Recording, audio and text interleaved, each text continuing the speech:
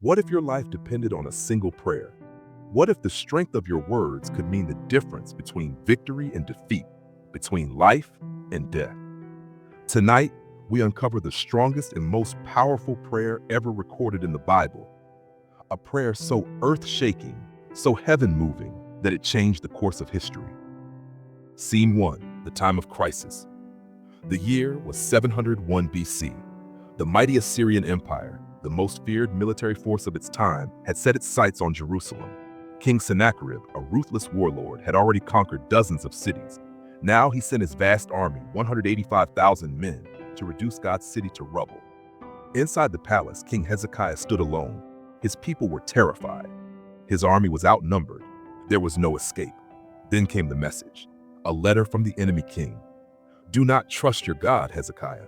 None of the gods of the nations I have destroyed could save them, and your God will not save you either." The words burned like poison in Hezekiah's heart. Fear whispered, "You are doomed." Doubt hissed, "God has abandoned you." But Hezekiah did something most men wouldn't. He didn't panic. He didn't surrender. Instead, he prayed. Hezekiah did not pray for more soldiers. He did not beg for weapons, for power, for escape. He laid the letter before God and spoke words that would shake the heavens. "O Lord of hosts, God of Israel, enthroned above the cherubim, you alone are God over all the kingdoms of the earth. You made the heavens and the earth. Incline your ear, O Lord, and hear. Open your eyes, O Lord, and see. Hear the words of Sennacherib, which he has sent to mock the living God. Now, O Lord our God, deliver us from his hand, so that all the kingdoms of the earth may know that you alone are God." No demands, no complaints, no fear. Hezekiah's prayer wasn't just about saving Jerusalem. It was about defending God's name, the answer from heaven. That very night, something miraculous happened. At that very moment, God sent a single angel, not an army, not a legion, just one. And that night, the angel of the Lord struck down 185,000 Assyrian soldiers. When the sun rose, the enemy was no more.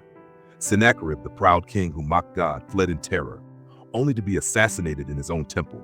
Jerusalem was saved, not by swords, not by chariots, but by primal scene, the power of prayer today. The strongest prayer is not the one with the most words. It is not the one with the most emotion. It is the prayer that surrenders completely to God's power.